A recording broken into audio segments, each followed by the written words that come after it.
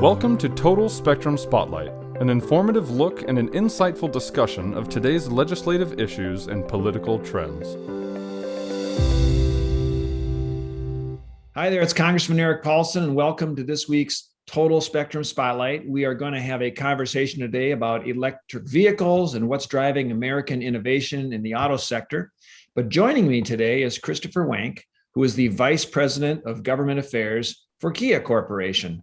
Christopher, thanks for being with us today. Thanks for having me, Congressman. Great to see you. Well, first, maybe just share a little bit about how you came to your role at Kia. I mean, it is a very unique position.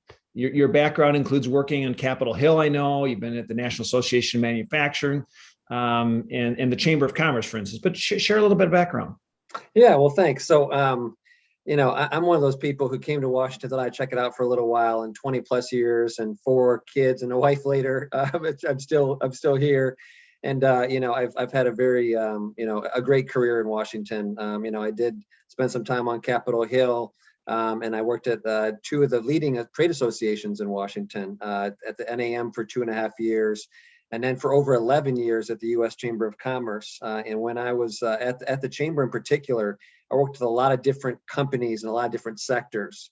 Lo and behold, I got a call that Kia was looking for someone to head up their government affairs team.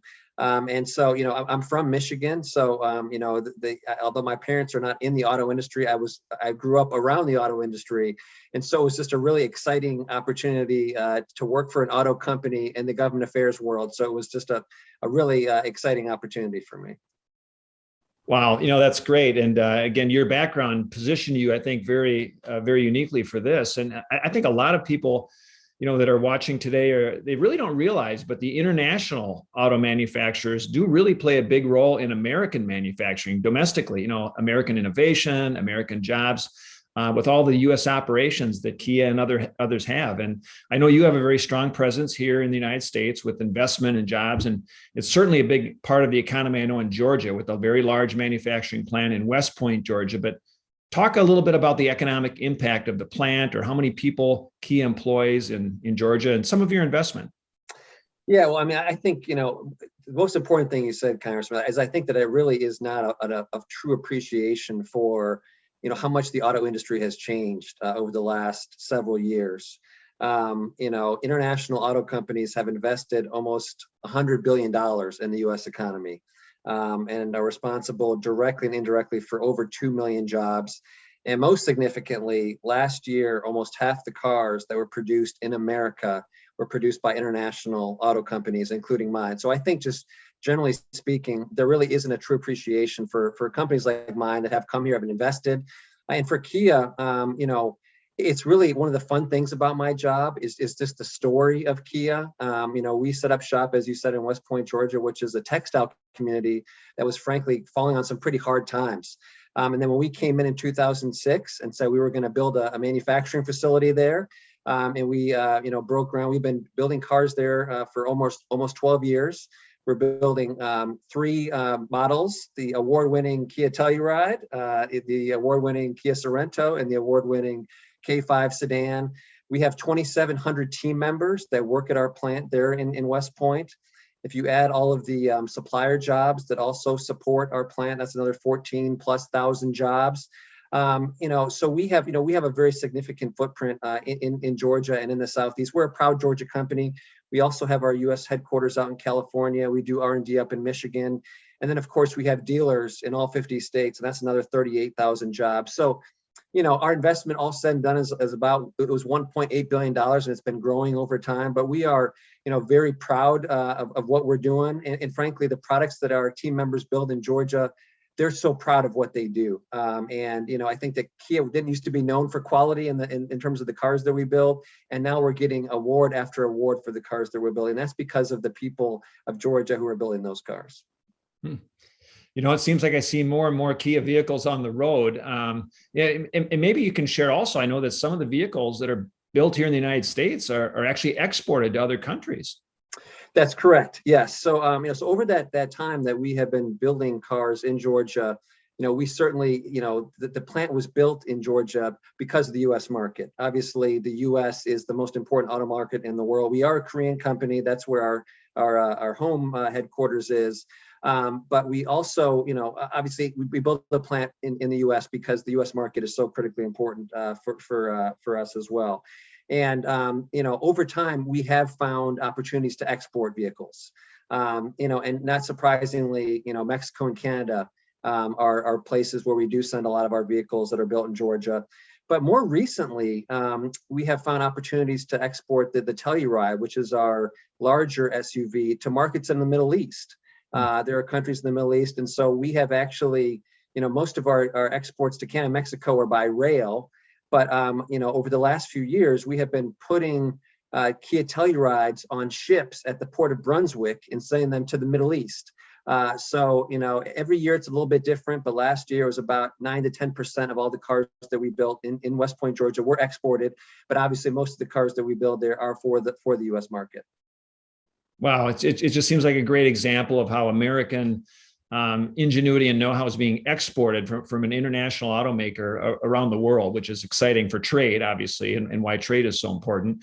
Maybe we should talk a little bit about innovation and what we can expect in the future, because I think Kia is playing a key role here. There's a lot of talk about electric vehicles and autonomous vehicles, and of course, policy that comes out of Washington, D.C. plays a role in this. For years, we have had tax incentives that do encourage people to buy an electric vehicle, for instance. I know the budget reconciliation spending package that's moving through Congress right now, it includes new tax credits for electric vehicles that would encourage that transition from gas-powered cars. But the way that I understand some of these incentives are being designed, it is drawing some criticism. Maybe you can share some color or background on that. Yeah, well, thanks for that. And I mean, I think with the conversations in Washington, there's obviously a lot happening in Washington right now. So I think that companies like mine, it's important that they're engaged in the process when it comes to the policy conversations happening. And, I think that, for companies like mine, we are bringing EVs onto the market, in the coming years. And the Biden administration has set some pretty big goals as a country. Over the summer, President Biden set a goal that he wants to see 40 to 50% zero emission vehicle sales by 2030. That's a very ambitious target, but companies like mine said that's, yes, we want to get there. That's an important goal. A key component to getting there is the EV tax credit, which has been around since 2009, 2010. And, companies like ours, I think that it's important that consumers take a look at EVs. There's a lot of great things about electric vehicles, the environmental benefits. They're a lot of fun to drive. And frankly, EVs are the future in the auto industry. But, some of the conversations in Washington are kind of looking at playing favorites about the EV tax credit. And, right now, current law is $7,500. So if you go buy an electric vehicle, you are entitled to a $7,500 tax credit. There is a 200,000 unit per OEM cap. There are a couple companies that are over that cap. But some of these conversations in Washington are talking about taking that $7,500 and adding additional bonus money if it's produced at a union facility, for example, or if it meets other criteria. And frankly, this is just in some ways, it's about Washington picking winners and losers. And, from our perspective, we think that consumers should have broad choice about the electric vehicles that are coming onto the market. And for example, there are literally about 50 electric vehicles on the marketplace right now, with more to come. And if you look at these proposals in Congress, it would dwindle down to 2 to 5 that would really qualify for the highest EV tax credit. So it's a fairness issue. And look, we want to get more EVs on the road, and we want it to be simple for Americans to buy EVs. And so this is an important issue for us, and we're certainly very engaged in this conversation. Yeah, it just seems that if the goal is, of course, to help the environment and make sure we have these electric vehicles on the road, we shouldn't be discriminatory on keeping some of them off, right? And having a wider choice, as you point out. Well, and of course, as the economy's been picking up steam, I know, and folks are interested in able to buy more cars and the new electric vehicles, they want to be able to have access and have them. You want them on the shelf, so to speak, right? And be available. Yeah. As we wrap up, just real quick, any quick points you may have in terms of autonomous vehicles, self-driving cars. I mean, is this going to become a reality in the near future? Are we going to be hearing more about this?